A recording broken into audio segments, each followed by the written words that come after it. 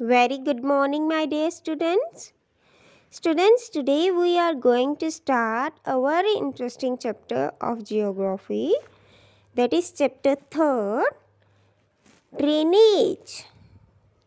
So, students, let's understand firstly the term drainage. ठीक है students, इस चैप्टर में ड्रेनेज का मतलब ये नहीं है कि जो गंदा पानी जो है, जैसे आप गली में देखते हो पाइप्स पड़ी हुई होती हैं और उनके थ्रू जो है गंदा पानी जाता है।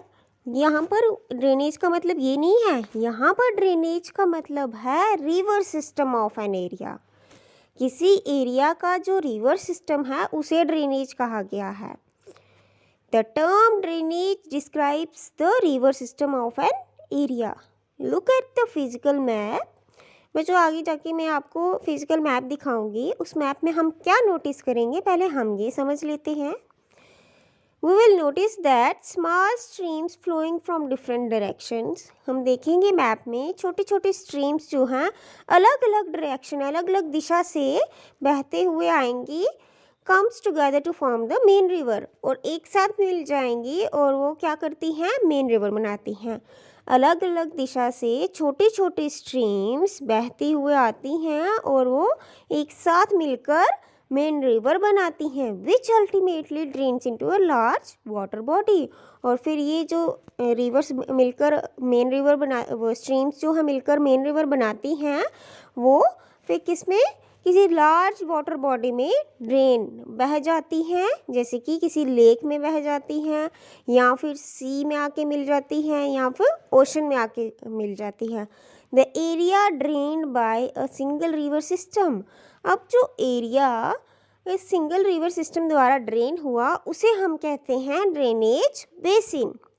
तो बच्चों, क्लियर हुई ये टर्म। ड्रेनेज क्या होता है, river system of an area, और जब ये स्मॉल स्ट्रीम्स मिलकर एक बड़ी मेन रिवर बनाती हैं जो जाकर फिर लार्ज वाटर बॉडी जैसे कि लेक हो गए, सी हो गई, या फिर ओशन हो गया, उसमें जाके मिल जाती हैं। ठीक है, और ये जो एरिया ड्रेन होता है उस सिंगल रिवर सिस्टम द्वारा उसे हम कहते हैं ड्रेनेज बेसिन।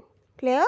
जैसे कि बच्चों आप इस पिक्चर में देख सकते हैं कि कैसे जो है ये पानी, जैसे कुछ ट्रिब्यूटरीज का पानी, स्प्रिंग यानी कि जैसे बारिश वगैरह हो रही है उसका पानी, कुछ कॉन्फ्लुएंसेस का पानी, कॉन्फ्लुएंसेस हो गए जंक्शंस ऑफ टू रिवर्स, ये सारा जो पानी है मिलकर एक बड़े वाटर बॉडी यानी कि ओशन में जा रहा है।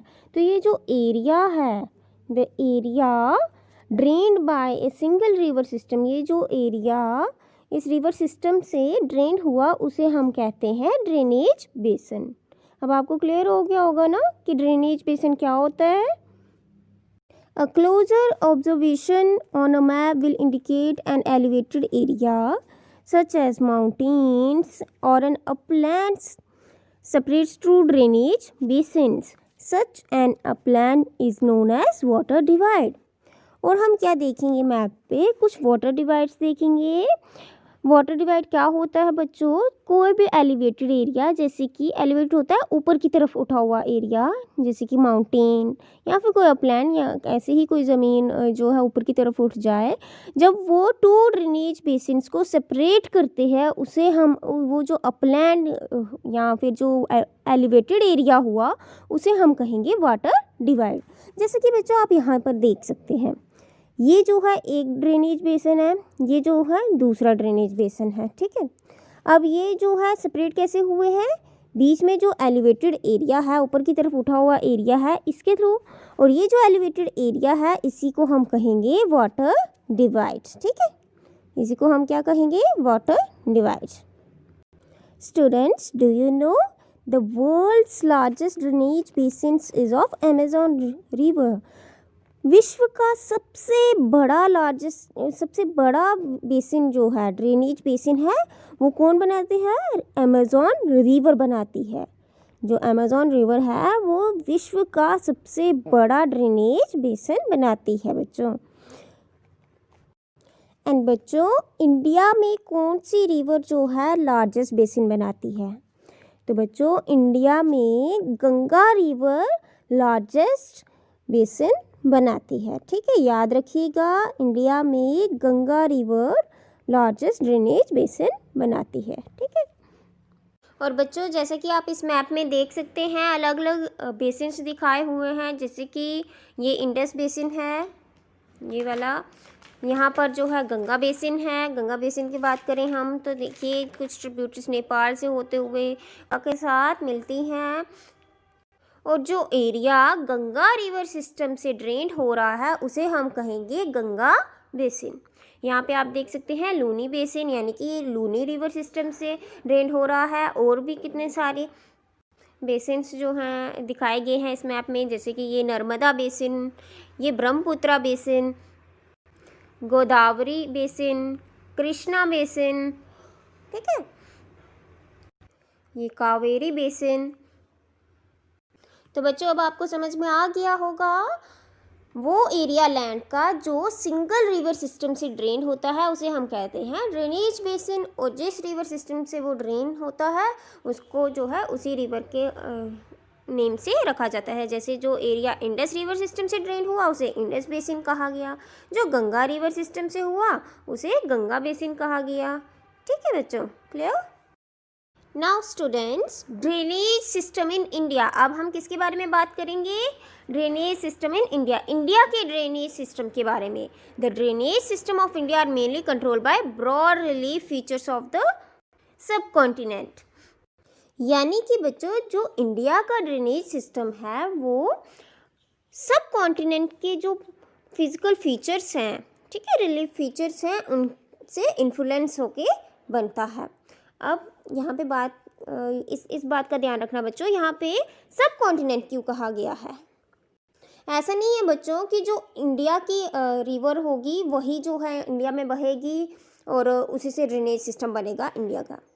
अब कुछ रिवर्स जो हैं पाकिस्तान से होते हुए इंडिया आ रही हैं, कुछ इंडिया से पाकिस्तान, तो वो इंडिया से होते हुए बांग्लादेश जा सकती है। तो बच्चों उस सेंस में आपको याद रखना है कि उस सेंस में आपको इस बात का ध्यान रखना है, जैसे जो इंडिया के आसपास के जितने भी फिजिकल फीचर्स हैं जैसे हिमालयस हैं, उन सब से इन्फ्लुएंस होके जो इंडियन रिवर्स हैं उन्हें टू मेजर ग्रुप्स में डिवाइड किया गया है। कौन कौन से वो टू मेजर ग्रुप्स हैं? First the Himalayan rivers and then second the peninsular rivers. अब देखो बच्चों, जैसे कि आप जानते हो जो हिमालयन रिवर्स हैं वो हिमालय से ओरिजिनेट होती हैं, और जो पेनिनसुलर रिवर्स हैं वो पेनिनसुलर प्लेटो से ओरिजिनेट होती हैं। ठीक है, हाँ बच्चों, ये भी वैलिड पॉइंट्स हैं कि जो हिमालयन रिवर्स है वो हिमालय से ओरिजिनेट होती है और पेनिनसुलर रिवर जो है वो पेनिनसुलर प्लेटो से ओरिजिनेट होती है। लेकिन इसके अलावा कुछ और भी पॉइंट्स हैं जो इन दो रिवर्स को डिफ्रेंशिएट करती हैं, उन पॉइंट्स के बारे में हम डिस्कस करेंगे। Apart from originating from the two major physiographic regions of India, the Himalayan and the Peninsular rivers are different from each other in many ways. तो बच्चों ओरिजिनेटिंग पॉइंट के अलावा इनके और भी डिफरेंसेस हैं जो इन दोनों रिवर सिस्टम्स को एक दूसरे से अलग बताते हैं। जो यानी कि जो भी हिमालयन रिवर्स हैं और पेनिनसुलर रिवर्स हैं वो एक दूसरे से किस वे में अलग हैं, ये हम पॉइंट्स आज समझेंगे। Most of the Himalayan rivers are perennial. तो बच्चों ज़्यादातर जो हिमालयन रिवर्स होती हैं वो क्या होती हैं? पेरिनियल। अब बच्चों पेरिनियल का मतलब क्या होता है? यानी कि ऐसी रिवर्स जो through out the year flow करें, लंबे समय तक जो है फ्लो करें। It means that they have water through out the year, यानी कि ऐसी रिवर्स जिनका पानी जो है पूरे साल रहे, यानी पूरे साल वो बहती रहें। अब ऑब्वियस है बच्चों जो रिवर्स हिमालय से आ रही है, हिमालयस पे क्या होती है? बर्फ़ होती है, बर्फ़ जो है पिघलती रहेगी। ऊंचे ऊंचे हिमालयस में जो बर्फ़ है पूरा पूरा साल रहती है, ठीक है, तो वो जो है वो पिघलती रहेगी और जो रिवर्स है वो फ्लो करती रहेंगी throughout the year. These rivers receive water from rain as well as from melted snow from the lofty mountains. ये जो रिवर्स हैं, ये रिवर्स, इन रिवर्स में जो पानी आता है वो कहाँ से आता है? ये रिवर्स पानी रेन से रिसीव करती हैं, यानी कि जो बारिश का पानी होता है, वो पानी रिसीव करती हैं, एज वेल एज जो स्नो मेल्ट करती है लॉफ्टी माउंटेन से। लॉफ्टी माउंटेन्स यानी कि बुलंद पहाड़, यानी कि ऊंचे ऊंचे बिल्कुल बहुत ही ज़्यादा हाइट वाले पहाड़ों पे जो स्नो होती है जब वो मेल्ट करती है, वहाँ का जो पानी है वो इन रिवर्स में आता है। ठीक है, उस पानी से ये रिवर्स बनती हैं। The two major Himalayan rivers, the Indus and the Brahmaputra, originate from the north of the mountain ranges. ठीक है, जो दो मेजर हिमालयन रिवर्स हैं, इंडस और जो ब्रह्मपुत्र, जो माउंटेन रेंजेस है उनके नॉर्थ साइड से ओरिजिनेट होती हैं, नॉर्थ से ओरिजिनेट होती हैं। ठीक है, they have cut through the mountains making George, और ये रिवर्स माउंटेन्स के बीचों बीच होते हुए उन्हें कट करते हुए निकलती हैं, जिसे हम क्या कहते हैं, जॉर्ज। जैसे कि आप इस पिक्चर में देख सकते हैं, ये इस तरफ भी माउंटेन है, इस तरफ भी माउंटेन है, और बीचों बीच रिवर जो है इन माउंटेन्स को कट करते हुए निकल रही है। तो ये जो हुआ ये क्या है, जॉर्ज। ठीक है, the Himalayan rivers have long courses from their source to the sea. जो हिमालयन रिवर्स के कोर्सेज होते हैं वो बहुत ही लंबे लंबे होते हैं। कोर्सेज यानी कि जो रूट है हिमालयन रिवर्स का वो काफ़ी ज़्यादा लंबा होता है। ठीक है, they perform intensive erosional activity in their upper courses and carry huge load of silt and sand. अब जो बच्चों हिमालयन रिवर्स होती हैं ना, वो अपर कोर्स में क्या करती हैं, इंटेंसिव इरोजनल एक्टिविटी परफॉर्म करती है, यानी कि बहुत ही डीपली जो है वाटर के फ्लो के साथ ह्यूज अमाउंट में सिल्ट एंड सैंड को अपने साथ लेते हुए आती हैं। In the middle and the lower courses this reverse form meanders, oxbow lakes and many other depositional features in their flood plains. तो मिडल और लोअर कोर्स में क्या करती हैं, ये रिवर्स मिनिएंडर्स बनाती हैं, ऑक्सबो लेक्स बनाती हैं। अब मिनिएंडर्स और ऑक्सबो लेक्स क्या होते हैं बच्चों, तो बच्चों सबसे पहले आप यहाँ पर देखिए, ये जो है ये अपर कोर्स है, ये मिडल कोर्स है और ये लोअर कोर्स है। ठीक है, अपर कोर्स से रिवर्स अपने साथ सिल्ट एंड सैंड लेते हुए आती हैं। मिडल कोर्स में वो मिनिएंडर्स बनाती हैं। मिनिएंडर्स क्या होते हैं बच्चों, ये जो ऐसे रिवर आई और ये जो बड़ा सा कर्व बनाया ना इसने, ये होते हैं मिनिएंडर्स। ठीक है, नेक्स्ट ऑक्सबो लेक। तो बच्चों जब ये रिवर्स फ्लो करती हुई आती हैं ऐसे, और समटाइम जब बारिशों के कारण जब ये पानी बहुत ज़्यादा तेज बहाव में बढ़ने लगता है तो ये अपना रास्ता बदलती है ना रास्ता। अगर ये पहले ऐसे करके आ रही थी तो जब पानी तेज हो जाएगा ये ऐसे करके भी जा सकती हैं। तो ये जो साइड पे ये पानी भरा हुआ रह जाएगा ना, जो ये साइड पे पानी है बच्चों वो भरा हुआ रह जाएगा, इसी को हम कहते हैं ऑक्सबो लेक। यानी कि पहले नदी क्या कर रही थी, इस तरह से बह रही थी, लेकिन जब पानी का बहाव ज़्यादा हुआ तो नदी ने अपना रास्ता बदल दिया, थोड़ी इस तरह से बहने लगी। तो ये जो साइड पे पानी भरा हुआ रह गया इसी को कहते हैं ऑक्सबो लेक। ठीक है, और फिर लोअर कोर्सेस में आके ये नदी क्या बनाती है, डेल्टास। ठीक है, डेल्टा का मतलब क्या होता है बच्चों, आपको पता है, फिंगर लाइक प्रोजेक्शन देख सकते हो आप, है ना, बिल्कुल फिंगर्स की तरह इस तरह से जो नदी है वो बह रही है। Now a large number of peninsular rivers are seasonal. अब ज़्यादातर जो पेनिनसुलर रिवर्स हैं वो सीजनल होती हैं।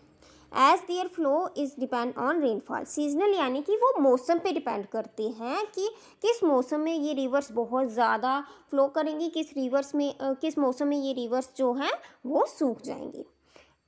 क्योंकि इन रिवर्स का जो फ्लो है वो किस पे डिपेंड करता है, सिर्फ और सिर्फ रेनफॉल पे। यानी कि बारिश होगी तो ये रिवर्स फ्लो करेंगी, अगर बारिश नहीं होगी तो पेनिनसुलर रिवर्स फ्लो नहीं करती हैं। During the dry season even the large rivers have reduced flow of water in their channels। इतना ही नहीं, जब ड्राई सीजन आता है तो ड्राई मौसम आता है तो जो बड़ी रिवर होती है ना पेनिनसुलर रिवर, वो भी सूख जाती है, क्योंकि इनका जो फ्लो है वो टोटली रेनफॉल पे डिपेंड करता है। The peninsular reverse have shorter and shallower courses. जो पेनिनसुलर रिवर्स हैं उनके जो कोर्सेज हैं, उनके जो रूट्स हैं वो शॉर्टर हैं, छोटे होते हैं, और शैलोअर होते हैं, यानी कि कम होते हैं। ठीक है, however some of them originated in the central highlands and flow towards the west। और कुछ रिवर्स पेनिनसुलर रिवर्स जो हैं, कुछ रिवर्स ऐसी रिवर्स भी हैं जो सेंट्रल हाईलैंड में ओरिजिनेट होती हैं, लेकिन फ्लो कौन सी तरफ करती है, वेस्ट की तरफ। Most of the rivers of peninsular India originate in Western Ghats and flow towards the Bay of Bengal. ठीक है, नर्मदा एंड तापी के अलावा जो बाकी की पेनिनसुलर रिवर्स हैं वो वेस्टर्न घाट में ओरिजिनेट होती हैं और फ्लो करती हैं towards the Bay of Bengal. ठीक है, याद रखिएगा, सिर्फ नर्मदा एंड तापी ही ऐसी दो पेनिनसुलर रिवर्स हैं जो वेस्ट की तरफ फ्लो करती हैं। ठीक है, तो स्टूडेंट्स आज के लेक्चर में हमने डिस्कस किया ड्रेनेज क्या होता है, ड्रेनेज बेसिन क्या होता है, वाटर डिवाइड क्या होता है, और हमने देखा जो इंडियन रिवर्स हैं उन्हें 2 मेजर ग्रुप्स में डिवाइड किया गया है, Himalayan rivers and peninsular reverse. और हमने इन दोनों में जो है डिफरेंसेस क्या क्या है उनके बारे में डिस्कस किया, हिमालयन रिवर्स के क्या डिफरेंस है और पेनिनसुलर रिवर्स के बारे में क्या डिफरेंस है। अब नेक्स्ट लेक्चर में हम 1 by 1 Himalayan rivers and peninsular reverse को डिटेल में स्टडी करेंगे। ठीक है students, that's all for today. Thank you and have a nice day.